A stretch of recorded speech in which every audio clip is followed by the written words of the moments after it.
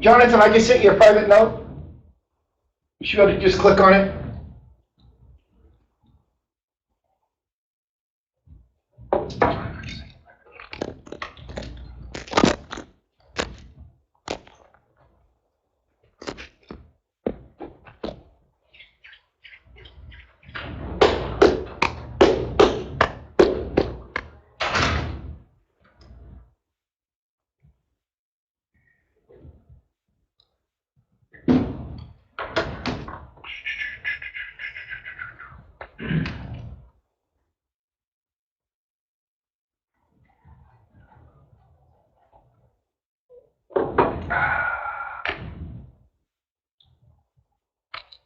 You're welcome.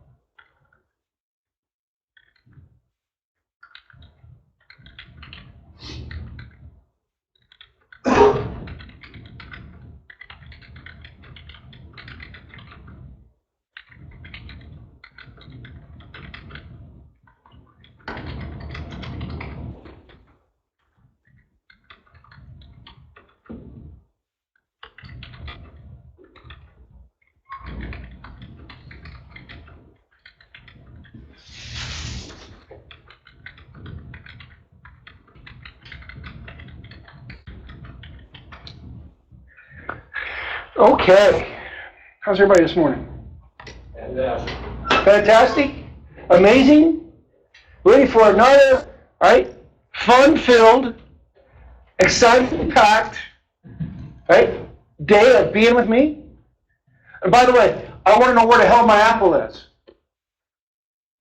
Today is Teacher Appreciation Day. Where's my apple? Wait a minute. The hell with an apple? Where the hell's my beer? Where's my beer?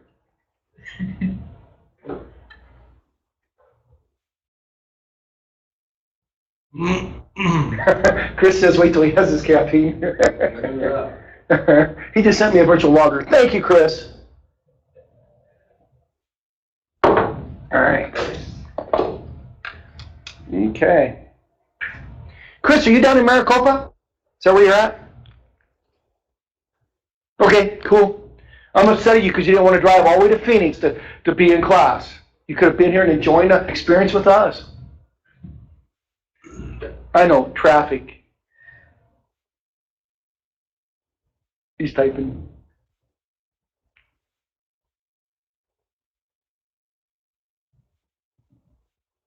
Let's see what he has to say, then we'll get started. Yeah, no problem. Right, I just give you a hard time. All right. So yesterday, right, we finished up the afternoon discussing the Active Directory database, right, the ntds.dit database. That's where we left off, right? That's where we left off. So basically, on the board, we covered what the data store is, which is the Active Directory database, the ntds.dit. The fact that it's broken up into these things called partitions that some people call containers, right? And it's broken up into 5 partitions or 5 containers. You have the schema, the configuration, the domain, the application, and then, like I said yesterday, depending on which book you read, the global catalog, right?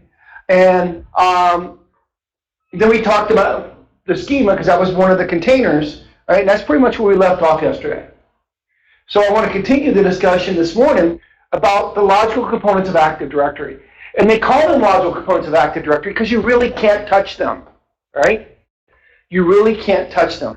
It's just things that you believe because of the way the architecture works, right? There's things out there that I used to carry one of those easy buttons that was it Office Depot or Office Max, whoever had it, right? I got like 3 or 4 of those, and I put tape over them. I call one IB for I believe. One says TS because they said, right? And one said TM, trust me.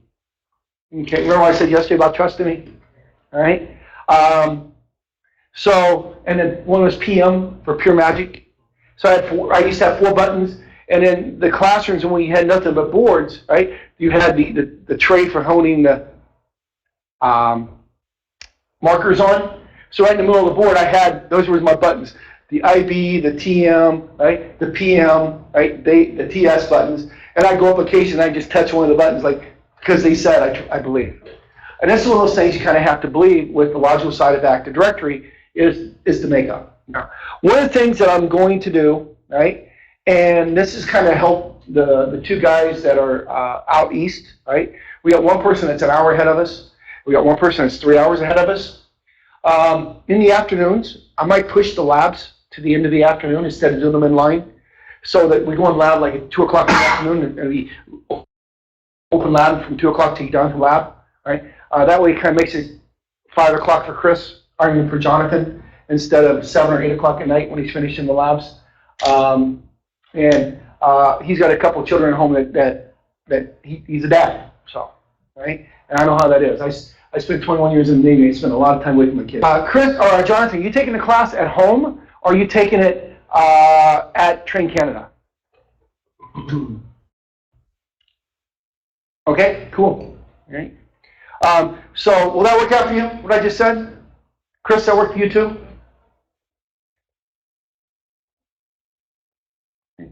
I'll try to accommodate you guys as best going. Gordon's not in yet. I'll bring that up to him when he comes in. And then when Devin and Emery gets here, I'll bring that up to them too. So in the afternoons, we'll probably push the labs some more so they're at the end of the day, all right, instead of in line. And again, it's just to kind of, I mean, if you guys were 3 hours ahead and it was already 11 o'clock where you are, you guys would appreciate it too, instead of sitting there in your seats till 8 o'clock at night. All right, so. All right, so the next logical component of Active Directory, is called the domain. All right, now, a domain is defined as one or more computers share, right, a schema, configuration, and global catalog. Right? One or more computers share a common schema, configuration, and global catalog. A schema, configuration, and global catalog. Right? A domain. Right? All the computers share a common security database. Remember that domain database I pointed out yesterday? That was users, computers, groups, organizational units, group policy objects. Right? Okay? Remember that? Pointed that out yesterday. A domain is a replication boundary. A domain is not a security boundary. It's a replication boundary. And this is where the books back in Windows 2000, actually back in the 98, 99 time frame came about with the Windows 2000 operating system, right? A lot of the books said that a domain is a security boundary, and that was actually a misprint. They actually kept it that way until 2003 was released. Then in 2003, they came back and said a domain really isn't a security boundary. A domain is a replication boundary. And the reason why a domain is not a security boundary is you have a group called enterprise admins, right? When you first create Active Directory, it establishes that group. That group has administrative rights in every domain that's in your forest, right? Even as a domain admin, if I take them out, they can always add themselves back in. So for that reason, a domain is no longer considered a security boundary. It's a replication boundary. Now, a domain is always going to be represented by a triangle. Right? A domain is always represented by a triangle. Right? Does that make sense? In a drawing, right? In the old days, NT4O domains were always drawn as circles. Remember this drawing I had yesterday? I had the account domain, I had the resource domains. Well, in Active Directory, right, a circle is not an NT4O domain. And you have a drawing that has Active Directory on it, a circle represents an organizational unit. Right? Represents a container called an organizational unit. Ovals, right, represent Active Directory sites. Ovals represent Active Directory sites. Triangles represent the domain. So if back in the day, when I had drawings that had NT4O domains and Active Directory infrastructures on them, right, Microsoft actually did something. They made NT4O domains a square. Do you think they were trying to make some kind of subliminal suggestion about NT4O being square now instead of getting off of Active Directory? They could have chosen any other object, right? They could have chosen a rectangle, they could have chosen a diamond, they could have anything, but they decided to make it a square, right? So again, a domain is one or more computers, right, that share a common schema, configuration, and global catalog. All the computers in that domain share a common security database, the domain database, right?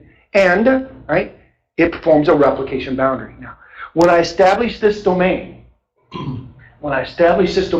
this domain is going to have multiple names depending on, right, what it's doing at the time. And I'll give you an example, right? I already told you I ride a motorcycle, right? I ride a Harley Davidson, the world's best motorcycle, right? I ride a Harley Davidson, the only motorcycle that exists, right? No, not really, right?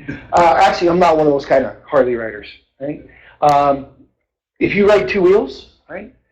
Devin said yesterday she rides a scooter, right? Used to ride a scooter, right? You know what really would freak someone out like Devin? And I do this all the time, right? Because you see them all the time on Central Avenue. Is the motorcyclists have this thing they call the wave, right? Motorcyclists all wave at each other, right? It's kind of like one of these numbers or one of these numbers. You want to freak out a person on a scooter, especially when I'm on my big giant Harley, is when I go by on my wave, they're like, I know the wave, so like I get it when someone comes by. Yeah, but most people on scooters don't get waved at. Yeah. It freaks them out. Right? He waved at me! Okay? But when you're thinking about this Active Directory database thing, right, this Active Directory environment is, when I establish this first domain, I'm establishing the Active Directory infrastructure, right? I'm establishing the needs of AD. So everything I do after this is growing off of whatever this is, right? So this establishes my Active Directory infrastructure, or they like to call it the instance of AD. So this is going to establish the schema. It establishes the configurations container. It establishes the global catalog, right? It establishes that group called enterprise admins. It establishes that group called schema admins. It establishes the group called cert admins. Right? So there's a whole bunch of stuff that gets established by creating that very first domain controller. Right? Okay? This, oops, I guess I should turn my phone off. It just, not turn off on. Okay? So, when I create this domain, right, as I said, I establish my Active Directory structure. This establishes the name of AD. So it establishes the name of whatever my AD structure is.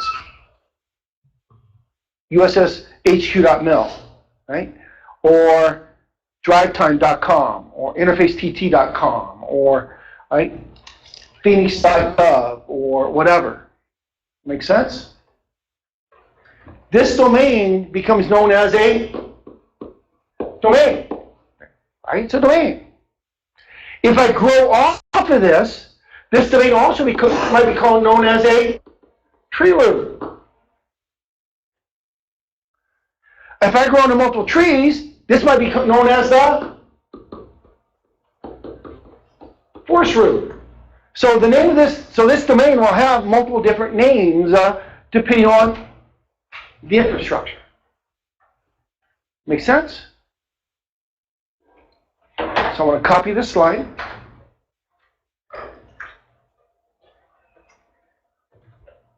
All right. What did Jonathan say? Jonathan said he did the same thing we had at Honda Civic. He used to wave all the other Honda Civics. All right. What's that? I said I had a Honda Civic as well, but I never noticed anybody waving. I did notice that my cousin sold it to me, replaced the suspension, and I got him down on every single speed bump there was. That's not good. No, that's why I haven't. All right. So a tree,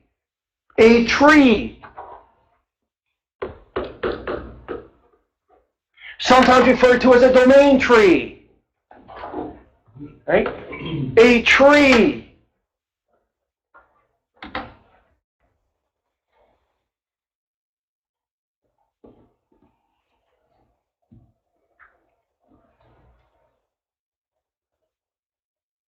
Right? A tree is one or more domains that share a common schema, configuration, and global catalog. One or more domains that share a common schema, configuration, and global catalog. A tree is drawn like this. Right? A tree, the child domain connected to parent via a two-way transitive trust.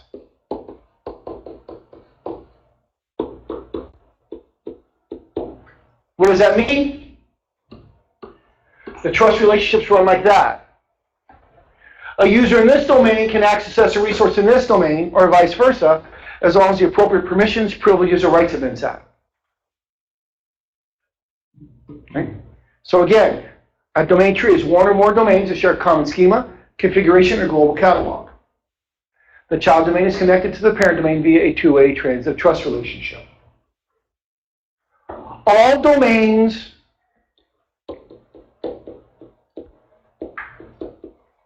share a common contiguous namespace.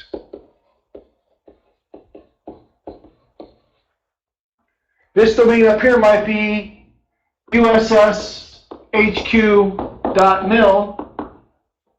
This domain down here might be USA.USSHQ.mil. If there was a child domain here, this might be AZ.USA.USSHQ.mil. Right, make sense? Microsoft says there's only two reasons for having more than one domain in a tree. Only two reasons for having more than one domain in a tree. The first reason, security. Right? There's certain things that I can only set at the domain level. Example, password requirements. And if I want a different password requirement, right, I have to have a separate domain. If I have a different Kerberos requirement, I have to have a separate domain. All right? So I may need a separate domain due to security posture. The second reason for having more than one domain is language. I want to maintain one domain in English, and I want to maintain another domain in Japanese. Okay? The only two reasons Microsoft says for having more than one domain. Now, we all know that's not true, right? That's this reason, right? Remember these, right? So what are other reasons?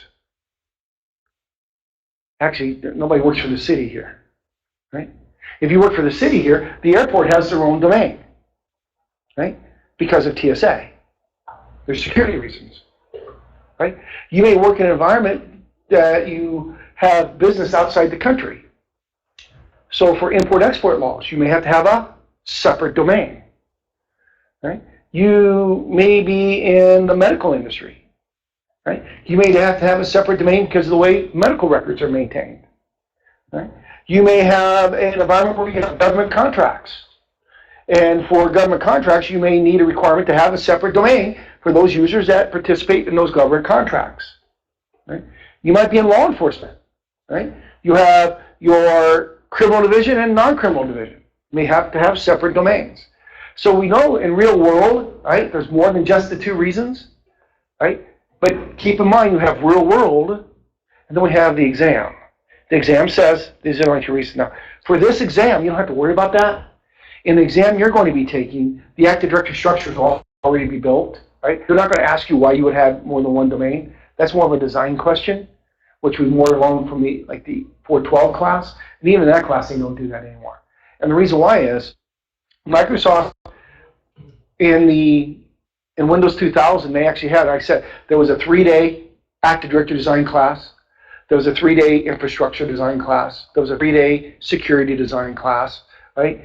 There was 5 or 6 different 3-day design classes, right?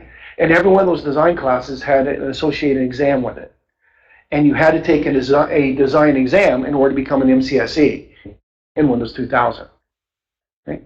Which was not a big deal, right? We all take exams. But what was the big deal is every one of those courses, every single module or lesson started with, right? No right answer, there is no wrong answer on how you build your structure, whether it's AD or infrastructure or security, right? You get into, in the module and say, all right, what we just discussed is not necessarily a right answer or a wrong answer. You get into the labs, every single lab in the instruction. There is no right answer, there's no wrong answer. Those are Microsoft recommendation. Because what worked for company A may or may not work for company B. And what worked for company A and or company B may not work for company C. So Microsoft can't come and say, wrong because you didn't do it the way, well, maybe Microsoft's way of doing business didn't work for them, for legal reasons. So Microsoft stopped doing the design tests because there really was no right answer or wrong answer. So wait a minute, if there's no right answer or wrong answer, how can you test me? The exams were all based on Microsoft recommendations. So when you did the exam, you had to completely forget how real world worked and to answer the questions based off of what you'd learned in the design courses or what Microsoft's design practices were. And those exams were 4 hours and 40 minutes in length. You were given 4 1-hour and 10-minute scenarios. And the scenarios were an average of 25 to 30 pages of reading before you ever got to the first question. Because they interviewed everybody in the company, and they gave you the entire write-up of what the infrastructure looked like, and the entire write-up. I mean, again, you get 25, 30 pages of reading, and then you get 10 questions. And you had to design the structure based off of what you had in the content. Right? One of the answers was always going to be a single domain. One of the scenarios was going to be a single tree. Right? The third one was going to be multiple trees. And the fourth one was going to be multiple forests. You just had to, based on the write-ups, right? Once you finished the scenario and went to the next one, you couldn't go back. So once you went to it, oh man, that's right, back in page 10, paragraph 5, it said, oh, I totally messed up. Sorry, you couldn't go back. Once you hit done, you're stuck. Right? So questions about a tree. Might as well keep up the going different color thing going. All right. Oh, let me take a copy of this one. Da, da, da, da, da. And remember, on Friday, right? On Friday, you get all of this. Providing between now and Friday, my computer doesn't crash. And hopefully, if it does crash, it'll. Right? So,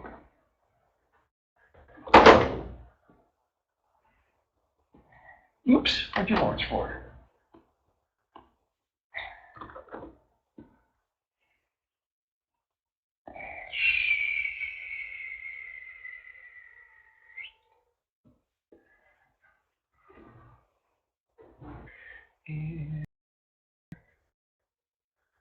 Well, I'll just erase that whole thing. So, a forest is one or more trees. One or more trees that share a common schema, configuration, and global catalog. The tree root connected to forest root, oops,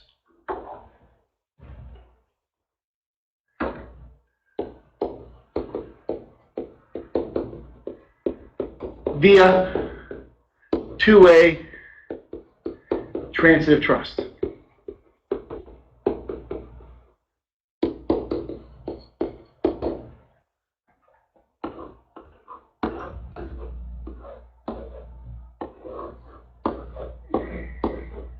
Notice I came off the top.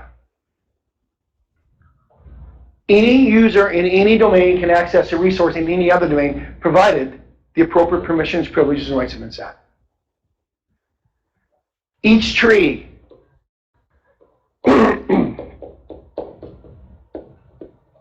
maintains,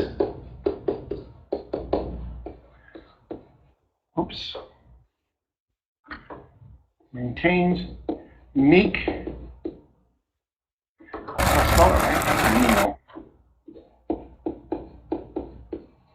contiguous namespace.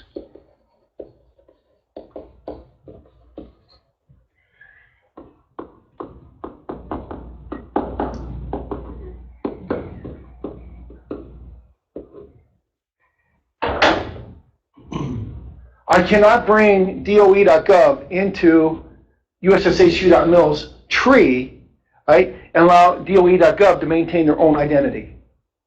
If I bring them in as a child domain, right, they assume my identity. So Microsoft says there's only one reason really for more than one tree in a forest: identity. Right?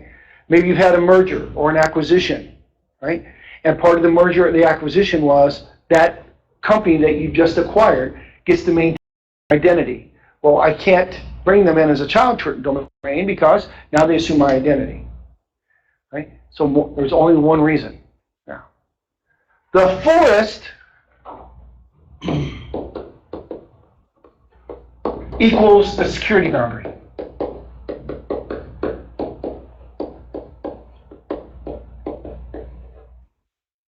And a lot of times you'll see a forest with a bracket around it like that.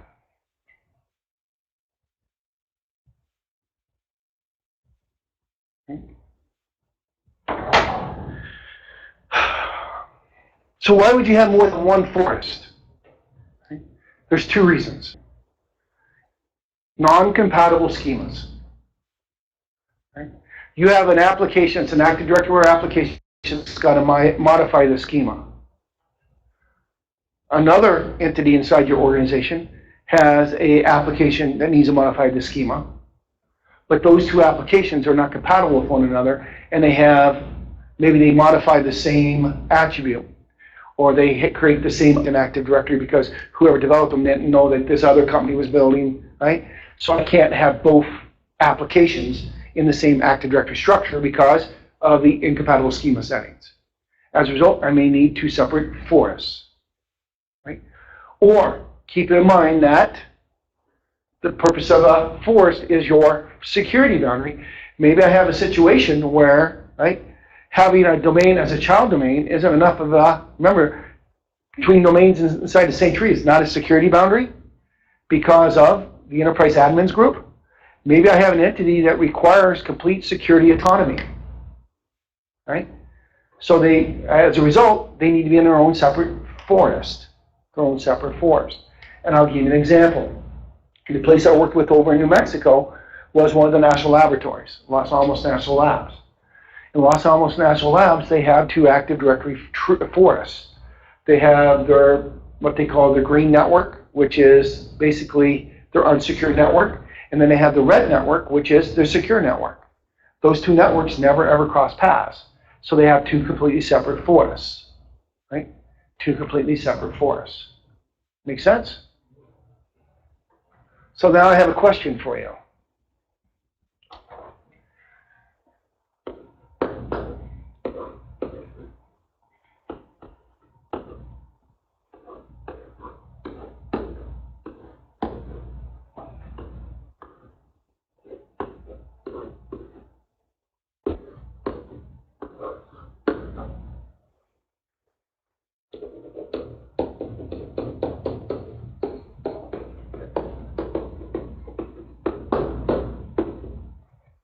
Which of those is a forest?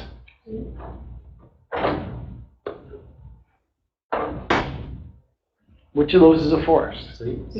Everybody says C? D. Are they all? All the above. Okay.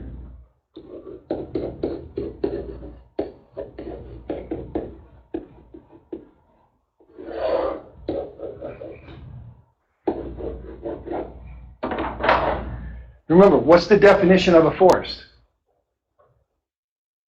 One or more trees. Right? One or more trees have more than one domain. You're still an instance of Active Directory. You're still a forest, and the forest is your security boundary. Right? That's probably one of the hardest concepts people have is, right? How can I have a forest with only a single sapling in the forest? Right? Remember, a forest has got to start from something. I don't need multiple trees to have a forest. I only need to have a tree to have a forest. In reality, a single domain is a tree. Does that make sense? That's probably one of the hardest concepts. Right? Everybody misses the one or more. All they see is more than. So questions about a schema, a domain tree, or a forest? Now, sites. Sites are actually a physical component of Active Directory. If you go back to 2000, 2003 curriculum, they always listed sites, right, on the physical side. In 2008, they always listed sites on the physical side. And all of a sudden, in 2008 R2, sites ended up on the logical side somehow. Sites are not logical. Sites are physical. So when we talk about the physical side, we'll talk about sites. So for now, we're going to put sites over there. So now I want to talk about an organizational unit and a container. An organizational unit and a container. When I look at an Active Directory structure,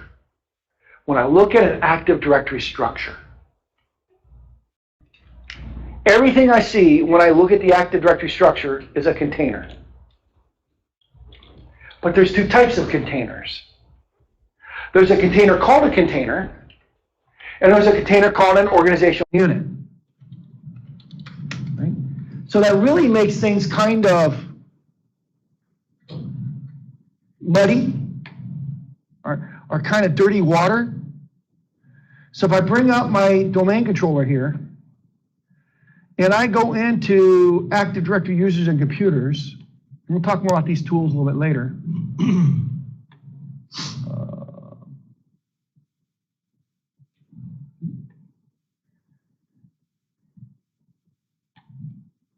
When I look at the structure, all right, and I want to do this, and then I'll take a snapshot of it. Where are you at?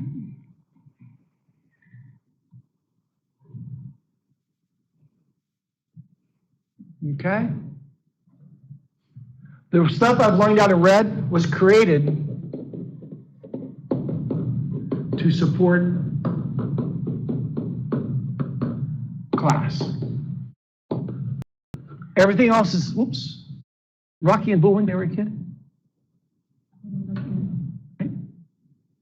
You remember Boris and Natasha, for those that watch Rocky and Bullwinkle? Remember the little black case that Boris always carried around? What was in the case? Anybody remember?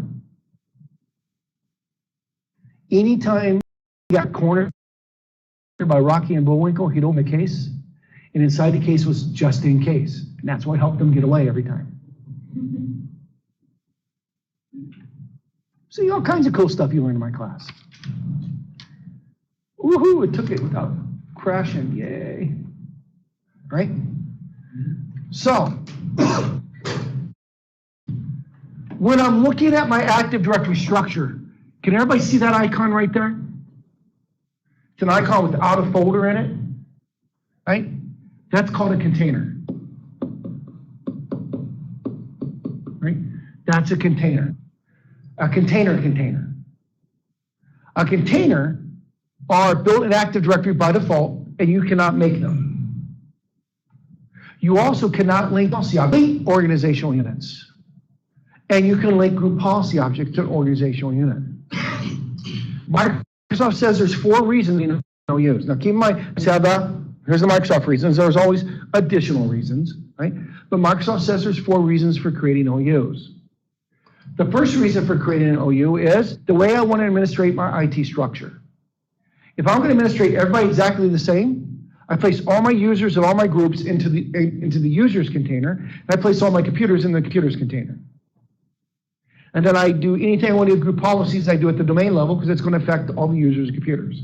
So if I'm administrating everybody exactly the same, right, I don't need to build an OU structure. That's the first reason.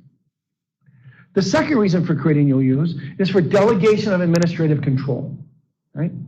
I want to give that workload to somebody else. I want to delegate them the ability to administrate the objects that are inside that OU. And the example that I use is, remember yesterday, I had that organization that had the 184 resource domains and the 2 account domains, right? When they migrated to Active Directory in 2000 and 2001, they migrated to a single domain with 2 enterprise admins, 3 domain admins, and everyone else was a delegated administrator at the OU level. If you were an NT40 admin and domain admin as a resource domain, your resource domain became an organizational unit inside Active Directory, and then you were delegated administrative control to OU. So you had the exact same control you had as a domain admin of all your objects in the domain in Active Directory with a couple differences. You didn't have to maintain domain resources.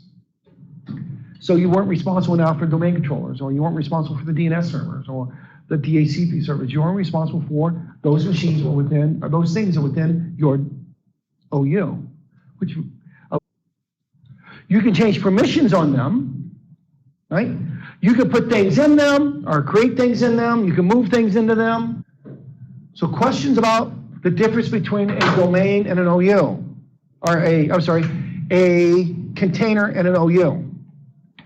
I have more to discuss about an OU in just a second. Right? So I get the snapshot.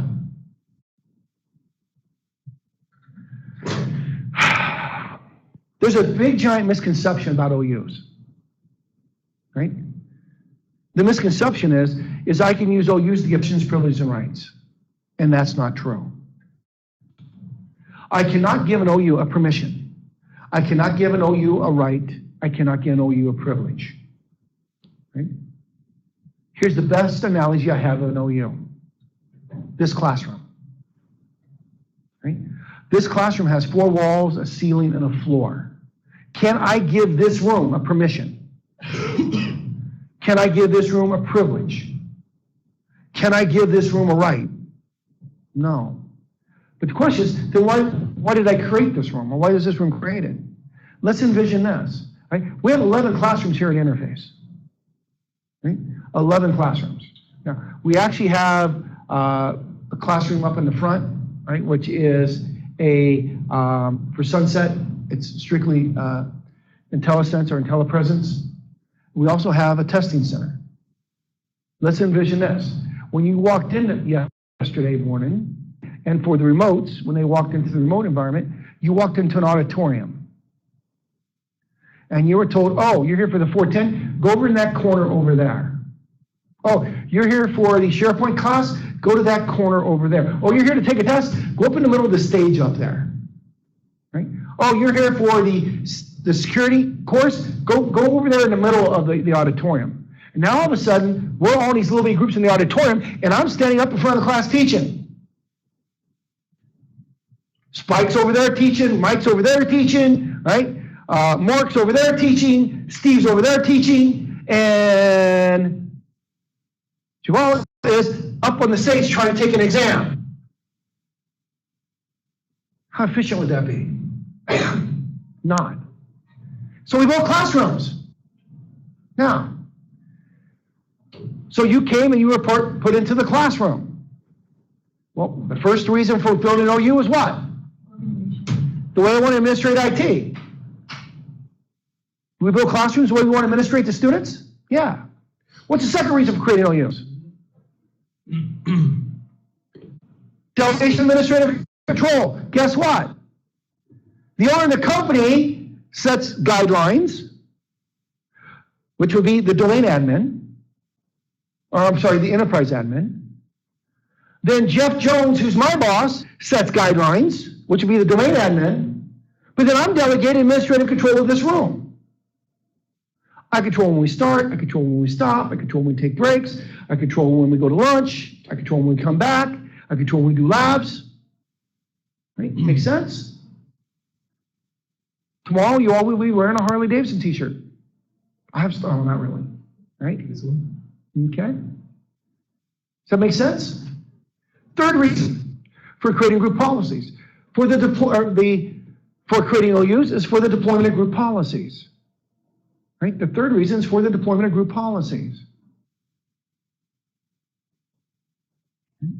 Again, group policies could be the way we administrate things, which could be start time or stop time or break time. Okay? And the last reason for creating organizational units was to support migrations. We're migrating from maybe a multiple domain tree to a single domain.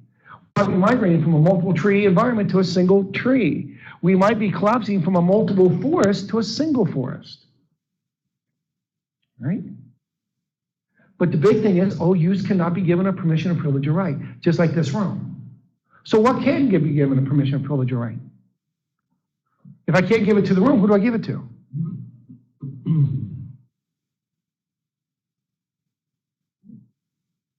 If I can't give, all right, can this room be given a permission to go have a bagel? I give it to the, not necessarily the users. In Active Directory, you don't use the term users, right? They use the term objects, right? I give permissions and privileges and rights to the objects that are in the OU. Because in Active Directory, I can give a computer a permission, right? In NT, I couldn't. But in Active Directory, I can give a computer a permission. Make sense? Okay. So again, an OU is nothing more than a logical component that we create for the way we want to administrate the structure. That's all an OU is used for. Think about it, right? Microsoft intentionally made an OU look like a folder. Why do we have a folder structure on a hard drive? For the way we want to organize our files and subfolders. To make it easier to do things. Because imagine if all of our files were in a single folder, or if all of our files were in the root of our hard drive. That'd be a nightmare to maintain. All over your desktop. All over your desktop. Oh, I know users that do that. But it's their desktop, not mine. So is that all kind of like click? Keep in mind, everything in Active Directory is called an object. Right? Everything that you see in the database is an object. And all those objects are controlled by the schema. So questions about an OU or a site, an OU or a container. That finishes up the logical side of Active Directory. Let's switch over to the physical side of AD. The physical side of AD, right, is where I talked about the database. That's the ntds.dit. We talked about that yesterday. Right? But that ntds.dit database is maintained on a specific type of server. And that server is referred to as a domain controller, or DC for short. One of the major differences between Active Directory and NT4L domains is Active Directory utilizes what's called a multiple master model. A multiple master model. What does that mean? Right? If I maintain one of those partitions in Active Directory, I have a writable copy of whatever that partition is, with a few exceptions. Right? There's a partition called the schema. Right? It's only writable on one domain controller, called the schema master. But the configurations partition, right, is writable on any domain controller. The domain partition is writable on any domain controller that's part of that domain. The applications partition is writable on any domain controller that maintains that application. And the global catalog is writable on any domain controller that maintains the global catalog. A multiple master model. Okay? Domain controllers are used to authenticate users and computers. It's used to deploy group policies. It's really what a domain controller is used for. Right? We will see later in this lecture, in the next lesson, how do we build a domain controller. And that's actually what your lab is. Your lab is you're going to make a server 1 a domain controller. And then you make server 2 a domain controller. Right? So you're going to make server 1 and server 2 domain controllers. Right? Questions about domain controllers. Right? Global catalog servers. Right? By default, there's only one domain controller that's designated a global catalog server. And that's the very first domain controller you create. That's the only domain controller that has the global catalog. So as our organization grows, right, that global catalog only stays on that one server. So let's envision this, right? I have an organization here in Phoenix. Our organization is also in 2 locations in Canada. We also have a location in, say, New York City. We have a location in Spain. We have a location in China, right? Do we want users, every single time they query the global catalog, to come all the way back here to Phoenix where the first domain controller was created? That'd be kind of foolish, right? That's not being very efficient use of the WAN. So what we do is each of those locations, we're going to see a little bit later, those are going to be associated with the site, at each of those locations, we're going to designate a domain controller there to be a global catalog server. Okay? Which means now, when a user queries the global catalog, they will hit the global catalog server at their location before going across the WAN to another location in the global catalog server. Does that make sense? Okay? So the question always comes up, well, how do I decide whether I put a global catalog server at that location or not? The bottom line is the amount of traffic to keep the global catalog server up to date more than the query traffic. And if the up-to-date traffic is more than query, we don't put one there. If the query traffic is more than the up-to-date traffic, then we put one there. Okay? And I'll show you a little bit later how to query the global catalog. It's easy. Any user can do it. Okay? They do it through their network. Right, through the network. There's an option to query the global catalog if they're a member of the domain. Right? Questions? No questions? All right. So we've talked about domain controllers. We've talked about global catalog servers. We have 2 things to discuss. We have RODCs and sites. RODCs and sites. But believe it or not, we've been going 50 minutes. Does it seem like we've been going 50 minutes? All right, we've been going 50 minutes. Let's take a 10-minute break. See you back in here at 9 o'clock. Did you see that? Coffee.